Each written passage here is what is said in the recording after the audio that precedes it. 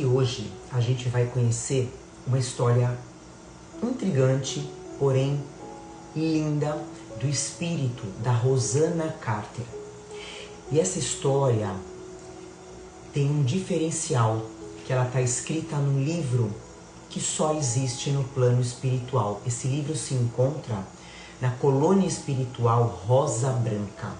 E ele foi escrito em 1873. E o mentor José, que é o mentor que acompanha a médium Sônia Lopes, ele tem acesso a esse livro. E ele trouxe essa história incrível pra gente através dela.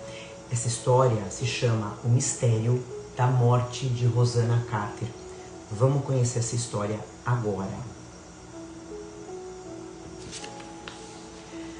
O entardecer se aproximava e o céu se tornava alaranjado. A casa onde Rosângela, minha amiga, morava, ficava em meio a um bosque, cercada por inúmeras árvores. Um jardim silencioso onde os ventos balançavam as rosas e suas pétalas caíam ao chão. Eu caminhava em direção à porta principal da casa. Quando coloquei o pé direito no primeiro degrau, ouvi o choro de um bebê. Estranhei. Rosângela tinha a minha idade, 23 anos, e seus pais já eram idosos. Não poderia ser da sua mãe. Pensei em bater na porta da sala, mas resolvi dar a volta na casa e bater na porta dos fundos, para não assustar o bebê que chorava. Quando me aproximei, vi que a porta estava entreaberta e uma roupinha de bebê caída no chão. Notei que alguém havia entrado rapidamente no bosque, mas não consegui ver quem era. Empurrei a porta com cuidado e chamei. Olá, tem alguém em casa? O silêncio pairava. Tudo na casa estava no seu devido lugar. Fui entrando em cada cômodo, mas não havia ninguém. Pensei, já que não tem ninguém na casa, vou embora. Ao sair da sala para a cozinha, vi no chão uma pulseirinha que parecia ser de um bebê. Era de cetim rosa, com o nome Júlia bordado. Peguei-a e saí de casa, preocupada por não encontrar a minha amiga Rosângela, que havia me convidado para visitá-la. O que será que houve? Caminhei, distraída, segurando a pulseirinha, enquanto meus pensamentos vagavam. Subi na carroça e direcionei os cavalos de volta para casa. Alguns quilômetros adiante, notei um movimento dos moradores locais. Parei a carroça e perguntei: o que houve? A casa do casal Carter foi invadida e o bebê deles foi roubado. Um bebê? Sim, um recém-nascido. A mãe está desesperada. Você sabe de alguma coisa? Não sei de nada, mas eu sabia. Só podia ser a criança que estava na casa de Rosângela. Será que foi ela quem a roubou? Por quê? Saí do local preocupada. Ao chegar em casa, entreguei a carroça ao cocheiro, entrei e chamei minha mãe. Ela veio apressada, enxugando as mãos do avental e perguntou: o que foi, menina? Mãe, está sabendo do que aconteceu?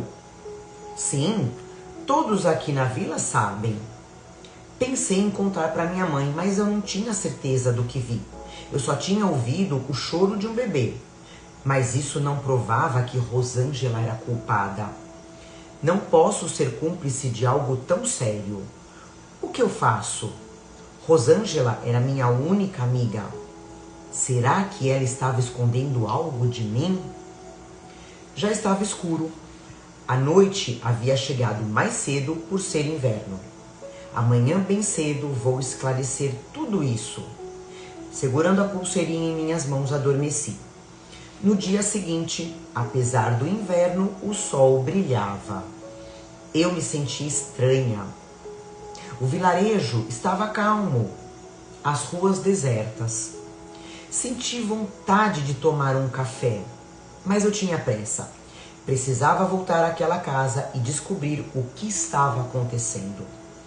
Abri a porta e um vento frio cortante me atingiu. Não encontrei a carroça. Onde será que o cocheiro aguardou? Vou andando. Das altas árvores caíam orvalhos gelados. Enquanto caminhava, senti a presença de alguém ao meu lado. Não o via, mas sentia sua respiração. Acelerei os passos. Quando cheguei à casa, havia muitas pessoas dentro e fora dela. Fui entrando, passando por todos, tentando entender o que estava acontecendo. Então, me deparei com um velório. Minha mãe era uma das pessoas presentes. Será que a Rosângela morreu? Fiquei com medo de me aproximar. Nunca gostei de velórios. As pessoas cochichavam entre si. Ela engravidou do amante. Quando foi descoberta, escondeu a criança. Pensei, não é possível. Rosângela jamais esconderia isso de mim. Sou sua amiga de anos. De repente, Rosângela entrou e colocou flores no caixão. Quem estava ali? Então não era ela quem havia morrido. Ouvi os pensamentos dela que diziam: vai com Deus, minha querida. Se tivesse me falado, não teria sofrido sozinha. Desejo que encontre a luz. Curiosa, eu fui ver quem estava sendo velado. Aproximei-me e percebi que era eu quem estava ali.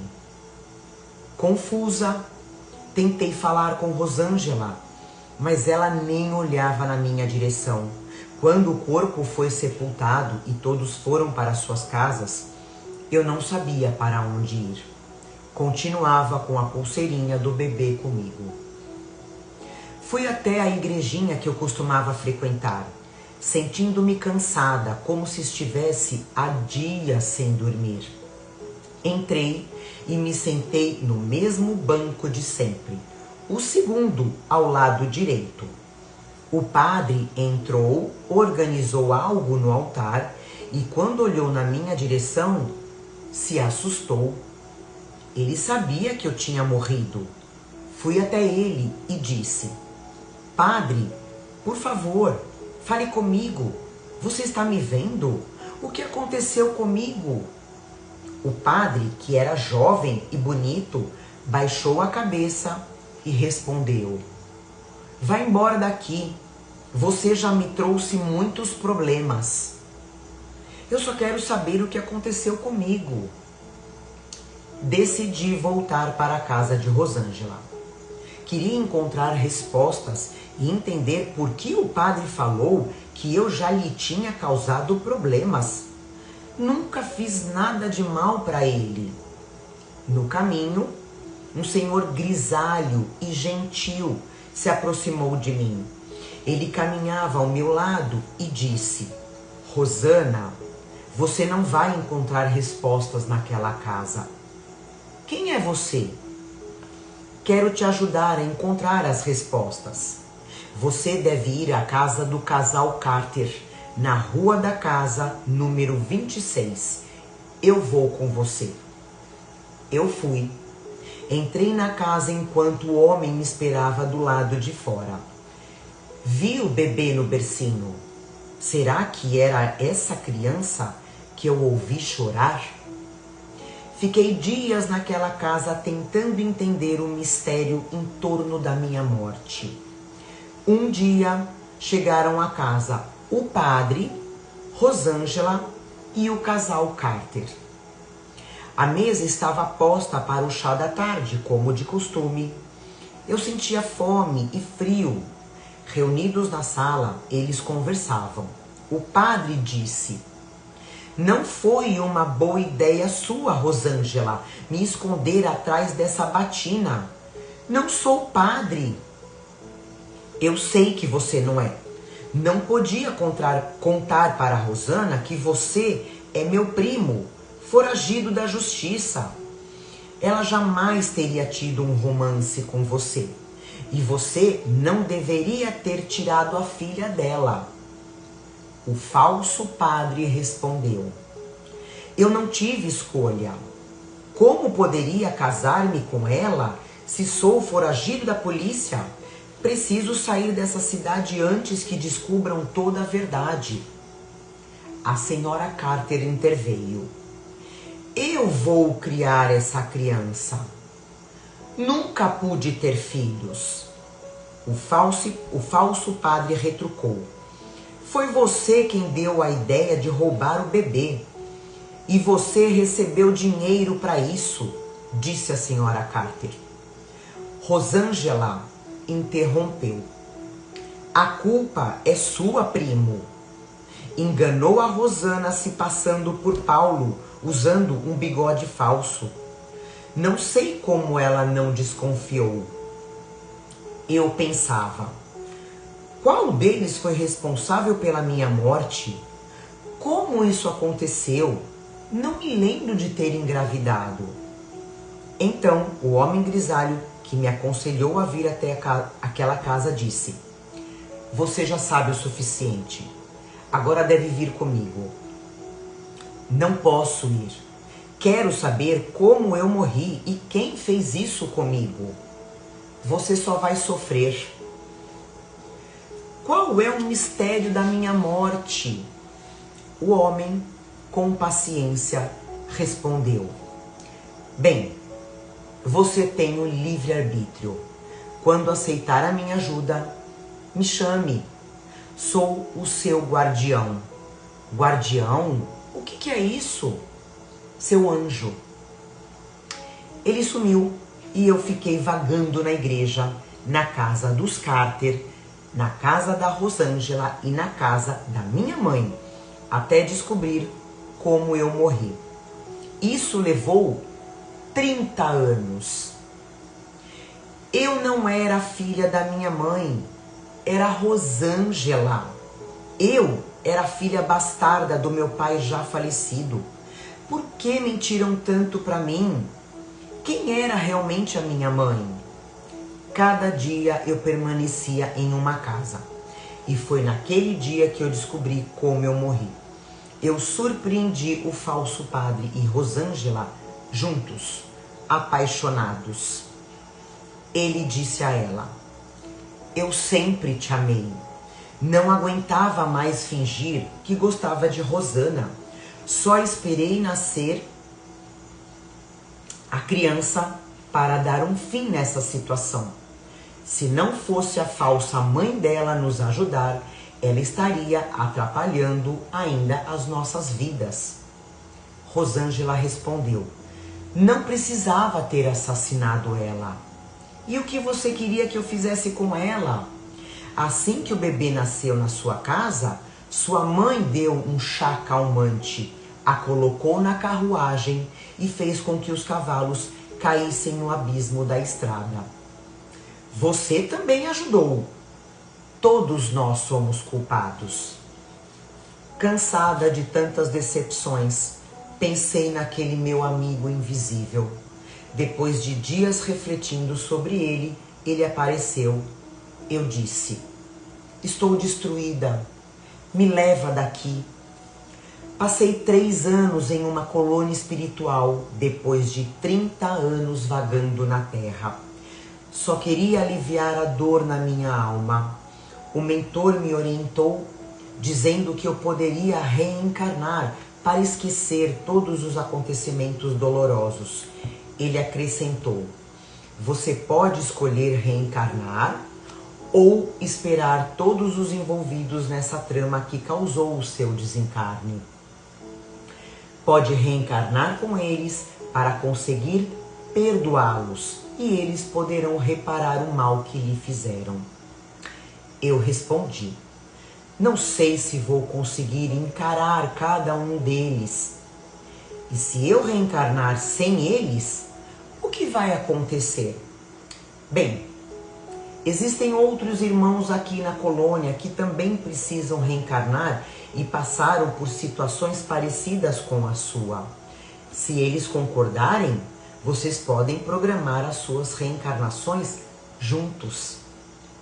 Eu quero, pois eu não suporto mais as lembranças. Pessoas que eu admirava e eu amava fizeram isso comigo. Por quê? Quanto mais você tenta entender, mais sofre. Pense que são irmãos menos evoluídos. Você, Rosana, precisa gravar uma nova versão no seu espírito. Estar com pessoas honestas e que te amem. Tudo foi preparado para eu reencarnar. Nesta nova existência na Terra, eu não me lembraria dos acontecimentos da vida passada. Seria um novo recomeço, mas meu maior desafio seria confiar em alguém novamente, pois essa amarga experiência estava gravada no meu espírito. É por isso que reencarnamos com tantos traumas para curar na vida presente. As reencarnações são autorizadas por Jesus. São oportunidades de curarmos as dores da alma. Não sou a única que passa por esse processo, mas todos até alcançarmos a evolução. Chegará o tempo em que reencontrarei os envolvidos. Tudo no seu tempo. Até lá, estarei com as feridas cicatrizadas. Se não fossem as reencarnações para nos ajudar, que sentido teria a criação de Deus? Mesmo que passem 3, 10, 20 reencarnações, um dia teremos que resolver as intrigas do passado. O mentor José terminou de ler o livro e eu lhe perguntei: essa história é verdadeira? Ele sorriu e respondeu: sim. Onde estão esses espíritos envolvidos? Essa pergunta quem fez foi a médium Sônia Lopes. Estão todos vivendo nessa imensidão do universo. Todos os livros aqui são de histórias reais. Que linda essa história. E como sempre, trazendo ensinamentos maravilhosos para a gente aqui na Terra. Um deles é o fato dela desencarnar sem saber e ficar por 30 anos vagando, presa aqui na Terra. E assim, infelizmente, existem milhares e milhares de espíritos vagando sem saberem que desencarnaram por falta de entendimento da vida após a morte. A gente aprende sobre a bênção da reencarnação como uma forma de cura das dores do espírito. Sem a reencarnação, como é que seria? Todos esses sofrimentos que a gente passa numa só existência. E pelo véu do esquecimento, a gente consegue perdoar e amar aqueles que foram nossos inimigos do passado. Hoje a gente consegue conviver e perdoar e amar. Lembrando que tudo foi combinado no plano espiritual antes da gente reencarnar. E a importância da gente tentar compreender que cada um de nós aqui na Terra se encontra num estado de evolução diferente. Principalmente aqueles que convivem com a gente na nossa família. Então a gente tem o dever de ter esse entendimento e compreender as falhas dos outros. Espero que vocês tenham gostado dessa história maravilhosa da Rosana Carter. Curtam e compartilhem para que mais pessoas tenham esse entendimento. A gente se vê na próxima psicografia. Abraço.